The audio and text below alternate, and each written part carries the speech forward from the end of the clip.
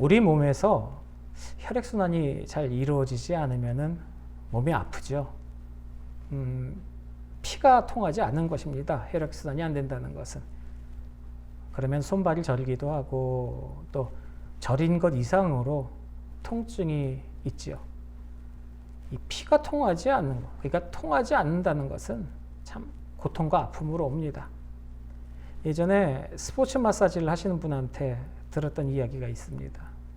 우리는 뭐 팔, 다리, 어깨 같은데 이렇게 뭉쳐서 결려서 이렇게 근육 통증 같은 게 있으면은 근육이 뭉쳤기 때문에 아프고 또 뭐 급격하게 많이 움직여서 이게 근육이 뭉쳐서 아프구나라고 그렇게 생각을 했는데 그분 이야기는 그렇지 않더라는 거죠. 그러니까 결론만 말씀을 드리면은 이게 근육이 뭉쳐서 아픈 것이 아니라 근육이 뭉쳐서 혈관을 누르기 때문에 피가 통하지 않아서 통증이 있다라는 이야기입니다.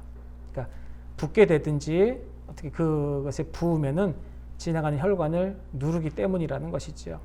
그러니까 붓는 게 문제가 아니라 피가 통하지 않으면은 고통이 있다라는 겁니다. 그래서 이 혈액순환이라는 게 참 우리 몸에 중요한 것을 우리가 알 수 있지요. 이와 같은 이치가 우리 몸에만 있는 것이 아닙니다. 그냥 사람 사는 세상에도 이런 이치가 있더라는 겁니다. 이렇게 우리가 살아가면서 주변의 이웃들과 잘 통하고 소통이 원활하게 이루어지면은 참 살기가 좋습니다. 그런데 말이 잘 안 통하고 도대체 저 사람하고 나하고 생각이 뭐 관계가 있는 게 도저히 없다는 거죠. 그게 관계가 통하지 않는 불통의 관계가 되면은 모든 게 괴롭습니다. 살아가는 삶에도 이런 이치가 있다라는 것을 우리는 알아야 하는 거죠. 이 통하지 않는 불통이라는 것이요. 이 불통이 있게 되면은 그 불통 가운데는 진통이 있게 되고요.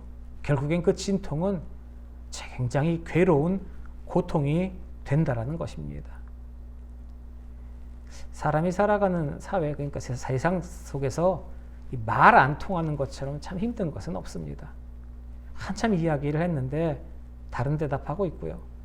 내 길 가면서 길을 물어봤는데 자기가 파는 물건의 가격 얘기하고 뭐 이렇게 세상을 살아간다면 정말 힘든 것일 겁니다. 단적인 얘기로 지금 말씀을 드렸지만 결국에는요. 사람이 살아가는 세상에도 중요한 것은 소통이라는 것이죠. 그런데 하나 가만히 생각을 해봅니다. 이 소통, 불통 분명한 것은요. 이 듣는 기능, 이 청각적인 기능에 문제가 좀 있어서 듣고 싶어도 잘 들리지 않아서 그래서 소통이 좀 안 되는 경우 분명히 있습니다. 그리고요. 뭐 인지 능력의 어려움을 좀 겪고 있기 때문에 소통이 원활하지 않는 경우가 있습니다. 뭐 이런 상황이라면은 충분히 이해가 가는데요.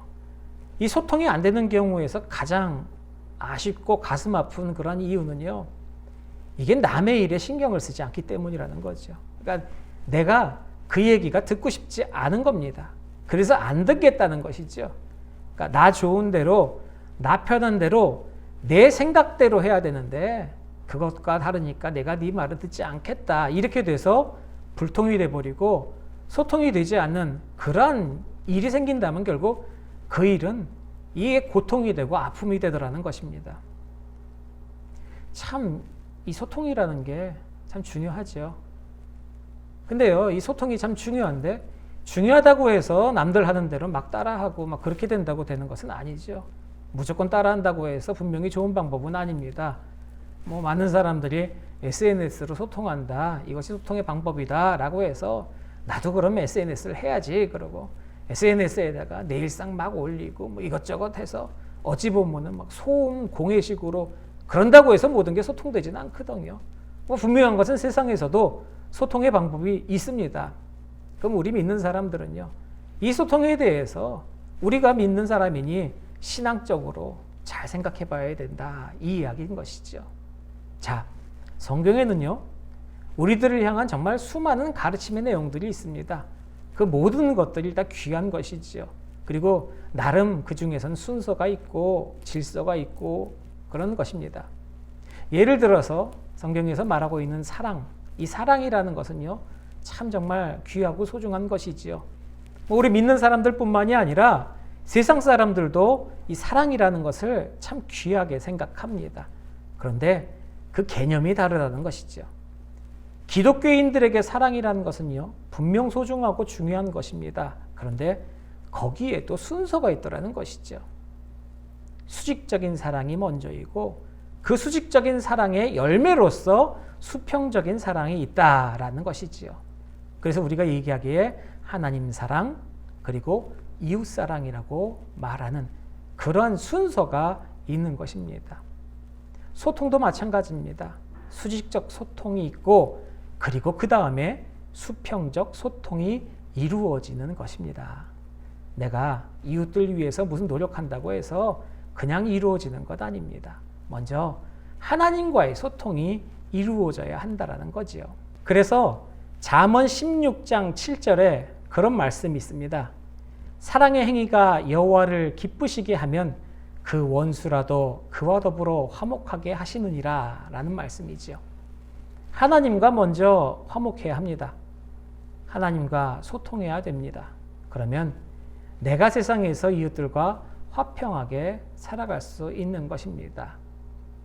자, 그러면 우리가 소통이 얼마나 귀한 것이고 또 불통이라는 것이 참 좋지 못한 것인지라는 것에 대해서 알았지요. 예. 오늘 본문의 주제는 소통입니다. 예수님이 정말로 그 불통의 세대, 그렇죠? 통하지 못하는 그 불통의 세대를 보고 어쩌면 이럴 수 있냐, 정말 이렇게 해도 되는 거냐라고 하신 것입니다. 그래서 우리들에게 제일 잘 알아듣기 쉬운 비유로 말씀하시는 것이죠. 그 주님의 비유를 보면요, 항상 그 비유의 소재들이 누구나 다 아는 것으로 아주 사용하고 계시다는 거죠. 그리고 그 비유에서는 절대로 잘난 체 하고 또 너무 많은 것만 가르쳐 주려고 하지 않으십니다. 꼭 한 가지만 그 안에서 가르쳐 주신다는 거지요. 자, 보세요. 동네에서 노는 꼬마 아이들, 그러니까 그 아이들의 놀이의 비유를 하셨습니다. 그 꼬마들의 놀이, 그 놀이라고 하는 것이 이런 거죠. 지금이야 PC방도 있고 뭐 핸드폰 게임도 있고 또 여러 가지 뭐 놀이들 많이 있죠. 그런데 뭐 AR 뭐 그런 것도 있고요. 그런데 보세요. 예수님 당시나 지금도 그 모든 나라들이 거의 다 그렇습니다. 이 놀이라고 하는 게 애들의 놀이를 가만히 보면요, 이렇게 좀 어린 아이들, 뭐 유초등학생 이하 뭐 그 정도 아이들 보통 보면요, 이 놀이라고 하는 게 전부 어른들 흉내내는 겁니다. 그게 소꿉장난 같은 거 아이들 모여서 할 때 놀잖아요. 그러면은 나는 엄마 할게, 너는 아빠 해. 그러면서 엄마 아빠 흉내내는 거예요. 넌 아빠 해, 난 엄마 해. 그러고 나서 시작하는데 그 엄마 역할을 맡은 애가 그러죠. 아유, 이 웬수야, 뭐 이렇게 맨날 늦게 들어오니. 그럼 아빠 그 역할을 맡은 애는 여보 오늘도 이런, 그러면 뭐 안 봐도 뻔한 겁니다. 이게 어른들을 본 흉내 그대로 흉내내서 자기네들끼리 그거 가지고 노는 게 그 아이들의 놀이라는 거죠. 뭐 요즘만 그런 게 아니라 예수님 당시에도 그랬단 말입니다. 그래서 그때 그 아이들의 놀이 두 가지를 들어서 우리들에게 비유를 하고 계시는 겁니다. 그 아이들 놀이입니다. 한 아이가 이제 다른 아이한테 야, 너 심심하지? 우리 놀자. 나랑 놀자. 일로 와봐. 그래 부르는 거예요. 그래 놓고 앞에 앉혀놓고 이제 놀기 시작하는 겁니다. 불러놓은 아이가 피리를 불기 시작하는 거죠. 이게 놀이의 순서대로 이 아이가 피리를 불면 저 아이는 춤춰야 됩니다. 이게 뭐냐 하면은 결혼식 놀이를 하는 거예요. 피리 불면은 춤추고 뭐 즐겁게 이렇게 춤을 춰야 되는데 앉아있는 놈이, 데리고 온 놈이 춤을 안 추더라는 거죠. 반응이 없으니까 야 이게 재미없어? 그럼 야 다른 거 하자. 그러고 부른 애가 다음 걸 놀이를 해요. 하면서 하는 게 뭐냐? 앉아갖고 대성통곡을 합니다. 막 곡을 해대는 거예요. 이거는 뭡니까? 장례식이죠. 장례식의 장면입니다. 자, 이쪽에 아이가 앉아서 곡을 하고 있습니다. 그럼 상대방 아이는 가슴을 치면서 정말 애통해야 되는데 이놈이 그것도 마저도 호응하지 않고 멀뚱멀뚱 보고만 있더라는 거죠. 그러니 이 이야기를 하시면서 이처럼 호응할 줄 모르는 사람들 데리고 뭘 하겠느냐. 이게 너희다. 이 사람들하고 무슨 소통이 가능하겠느냐라고 이야기하고 계시는 거죠. 이게 너희들의 모습이다라고 말씀하시는 겁니다. 그래서 이 아이들의 놀이 모두가 공감할 수 있는 그 엄청나게 쉬운 그 놀이 두 개를 들어서 불통의 세대들에게 지금 예수님께서 가르쳐 주시고 있다라는 것이지요. 근데 말입니다.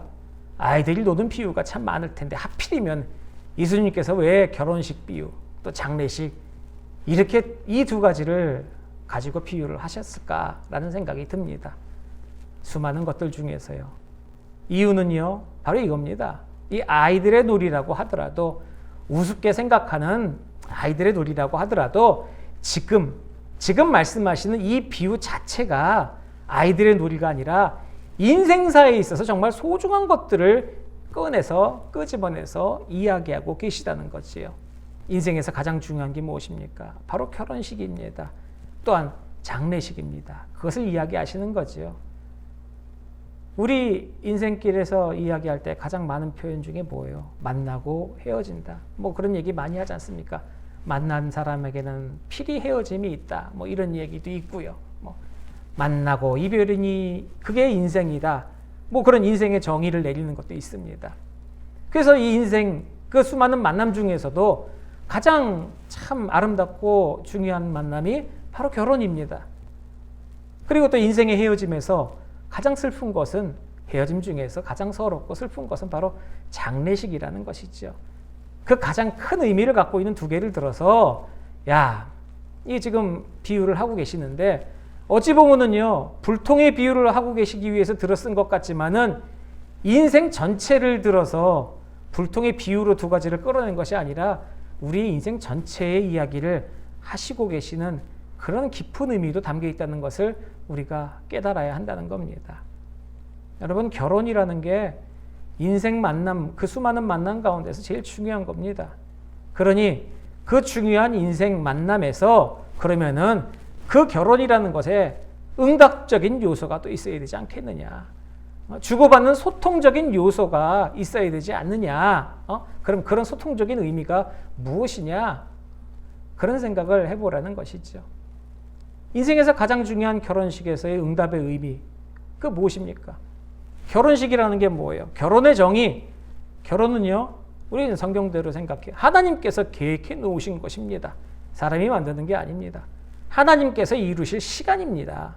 신랑 신부는요, 이 만남을 두고서 이 결혼식의 현장에서 하나님께 응답해야 되는 것이지요.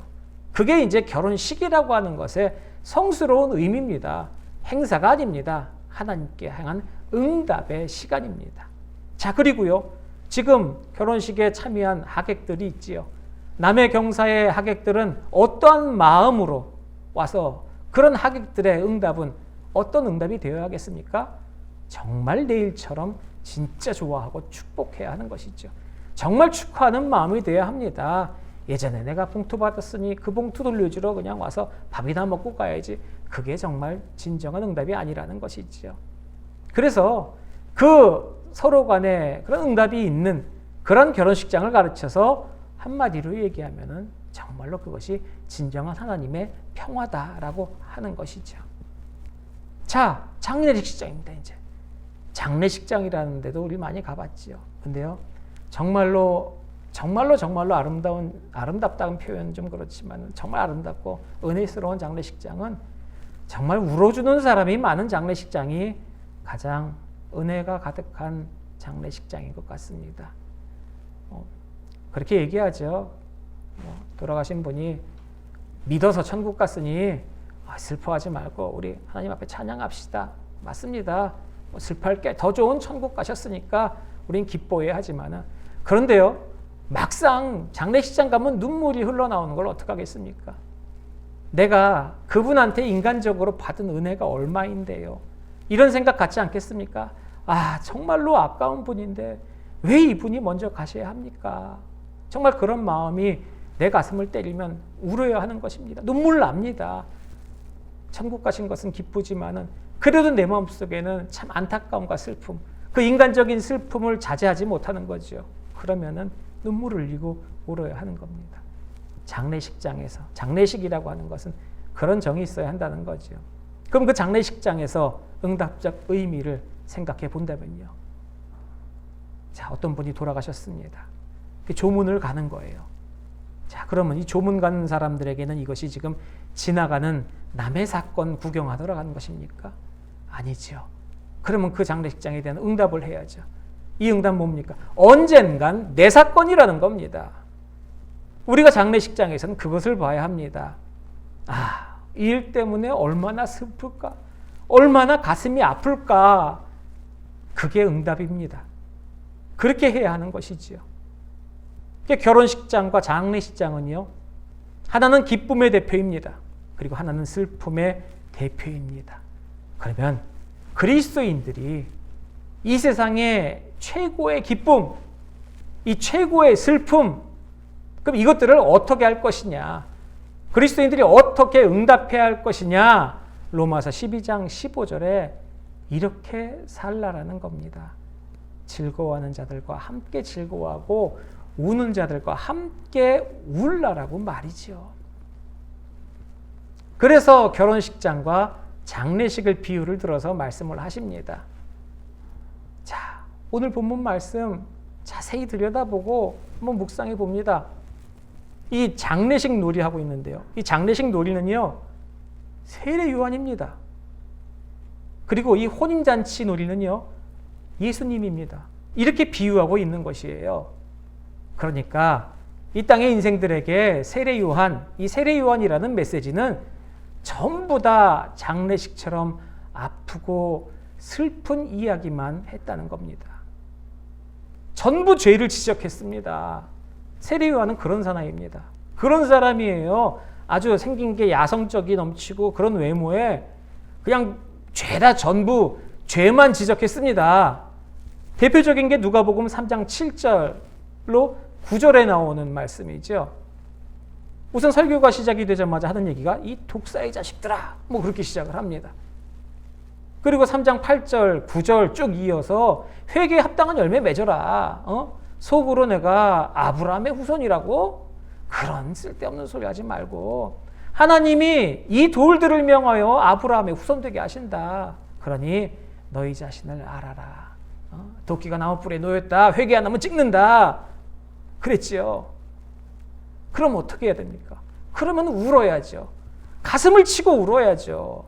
나한테 그렇게 죄인이라는데. 그런데 안 했습니다. 자, 예수님이 오셨습니다.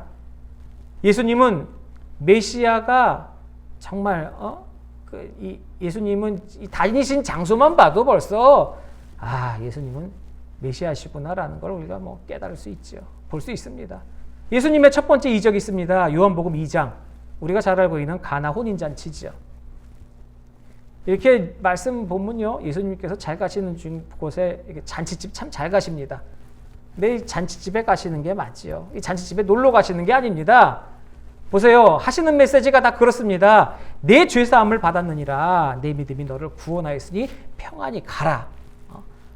이런 메시지가 결국 뭡니까? 결혼식처럼 정말 즐거워야지요. 행복해야죠. 우리가 그렇게 반응해야 된다라는 말입니다. 그런데 다들 그렇게 안 했다는 것이죠. 옛날 얘기하는 것이 아닙니다. 지금 오늘날 우리들의 이야기 아니겠습니까? 우리들이 말씀을 접하고 예배하고 설교 들을 때도 꼭 이와 같아야 한다는 겁니다. 설교지에는 두 가지가 다 있습니다. 세례 요한처럼 율법적으로 죄를 지적합니다. 이런 죄인이다. 이런 죄인이다. 이런 죄인입니다. 그런 율법적인 죄를 지적할 때 그건 옆 사람 이야기가 아닙니다. 바로 나한테 하는 말씀입니다. 그러니 가슴 쳐야 되죠. 가슴이 아파야 됩니다. 그리고 설교에는요, 항상 은혜의 선포가 있습니다. 혼인잔치하는 사람처럼 기뻐해야 된다는 거죠. 이처럼 우리들이 응답할 줄 알아야 된다는 말입니다. 그런데 예나 지금이나 이 응답이라는 것을 할 줄 모르는 그런 세대라는 거지요. 근데요, 주님 말씀을 잘 생각해 보면 이렇습니다. 주님께서 응답이 없냐? 무응답이냐? 그래 좋다. 응답 없는 것까지는 참겠다. 그런데 이건 못 참겠다. 라고 말씀하시면서 본문 18절, 19절을 말씀하시는데요. 정말 심각한 말씀하십니다. 세리요원이 와서 안 먹고 안 마셨어요. 그랬더니 그들이 귀신 들린 놈! 그랬습니다. 아, 안 먹고 안 마시니까 비난을 하는구나. 예수님께서 19절에요. 먹고 마시셨어요. 그랬더니 저런 방자한 사람! 이게 바로 비난의 정의입니다. 이 무감각해서 무응답하는 것까지는 좋다 이겁니다. 그런데 무감각의 무응답이 아니라 이건 반대로 공격한다라고 하죠. 역공이에요. 귀신 들렸다고 그러고 방탕한 사람이라고 그러고 이런 식으로 나오는 사람하고 소통이 가능하겠습니까? 지금 이게 주님의 마음이라는 거예요. 그리고 지금 이게 비난이라는 것의 정의입니다. 비난하는 사람들 참 보세요. 비난하는 사람들이요. 안 먹고 안 마시니까 비난을 해서요. 먹고 마셔요. 그럼 비난하지 말아야죠. 그런데 먹어도 비난합니다. 왜 그럴까요? 비난하기 위해서 쳐다보니까요. 우리 당신은 사랑받기 위해 태어난 사람이라는 그런 좋은 찬송이 있지 않습니까? 노래. 근데 이 사람들은요. 당신은 비난 위해서 태어난 사람입니다. 비난하려고 작정을 했습니다. 어떻게든 건수를 만듭니다. 어떻게 뭔 일이든 비난하기 때문에 아주 그냥 우리는 민족의 역사적인 사명, 비난해서 역사적인 사명을 띠고 태어난 거예요. 정말 이유도 없습니다. 묻지도 않아요. 따지지도 않고 생각해보지도 않고 비난합니다. 비난하려는 마음이 그 마음속에 가득하니까요. 그러니 이 사람들 그 마음을 어떻게 말려요? 어떻게 다스립니까? 이들의 마음을 어떻게 돌이키게 하냐는 거예요. 불가능하다라는 거죠. 비난이라고 하는 게 정말 이처럼 나쁜 거다라는 이야기입니다. 그럼 비난이라는 것, 비난의 속마음은 어떤 마음을 갖고 있는 겁니까? 비난은 어떻게 하든지 내가 사람들 앞에서 내가 좀 낫다, 나 잘났다, 나 의인이다 이거 나타내려고 하는데 원래 좋은 방법은 그렇습니다. 내가 그 사람보다 많은 사람보다 잘하고 뛰어나고 열심히 하면 되는데 그 방법을 택하지 않지요. 남을 비난해서 그러니까 남을 깎아내리는 겁니다. 그러니까 천하의 추악한 것이죠. 이제 저지른 거예요. 그 비난 중에서도 또 사용하는 게 이간질이고 고자질 같은 거 있잖아요. 이간질하고 고자질할 때 보통 말들 그렇게 합니다. 내가 이야기를 하고 있는데요. 자기가 이야기하는 게 아닙니다. 야, 어디서 들었는데 누가 그러는데 자기는 실종입니다. 비난할 때 꼭 그렇게 얘기합니다. 오늘 주님 보세요. 직선적으로 말씀 안 해도 충분히 아시잖아요. 지금 이 사람들을 어떻게 해결하냐 이겁니다. 먹어도 시비, 안 먹어도 시비, 시비 위해서 정말로 뭐 끄트머리 시비만 붙잡고 있는 이 사람들. 고린도후서 10장 12절에 그런 말씀이 있습니다. 우리는 자기를 칭찬하는 어떤 자들과 감히 짝하고 비교할 수 없다고 했습니다. 그들은 자기로서 자기를 헤아리고 자기로서 자기를 비교하니 천하에 지혜가 없는 사람들이라고 했어요. 그러니까 전부 기준이 자기입니다. 자기. 그리고 참 다 못된 사람들이에요. 이 사람은 키가 커요. 이 사람들은 키가 작아요. 그 기준이 다 어디 있습니까? 내 키입니다. 내 키. 그러니까 내 키가 진리입니다. 내가 표준입니다. 옛날에 쓰던 중상층. 내가 중간이에요. 그런 사람하고 어떻게 대화를 하겠습니까? 대화 못하죠. 인정 안 하는데. 이 사람들은 매사에 다른 것들은 전부 틀린 거라고 우기는 사람들이에요. 나하고 같지 않으면은. 어떻게든지 내가 남들보다 이거 하나만은 더 아는 똑똑한 사람으로 인정해 주기를 원하는 그런 사람 아니겠습니까? 여러분, 소통이 뭡니까? 제일 먼저 하나님과 먼저 소통해야 합니다. 지혜가 어디 있습니까? 행한 일에 있습니다. 하나님의 말씀을 듣고 행한 그 일, 거기에 지혜가 있습니다. 말씀대로 살았더니 하나님께서 이런 은혜를 주시더라. 그 사람들로 인해서 하나님께 영광이 됩니다. 또 하나님의 진리가 증명이 되죠. 선포될 겁니다. 그러니 믿는 사람들이 그렇게 해야 된다라는 거죠. 인생이라는 거 놀이입니다. 오늘 말씀의 대표적인 놀이 결혼식, 장례식 맞죠? 살면서 하나님과 소통하기 위해서 참 장례식처럼 죄에 대해서 항상 아픈 마음 가지시고 아무리 각박한 세상 코로나19로 힘드시지요.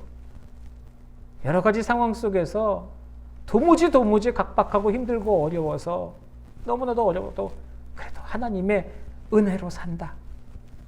이렇게 은혜를 주신다. 그 혼인잔치 같은 그런 기쁨으로 살아야 합니다. 우리 그런 믿음의 길을 가시기를 바랍니다.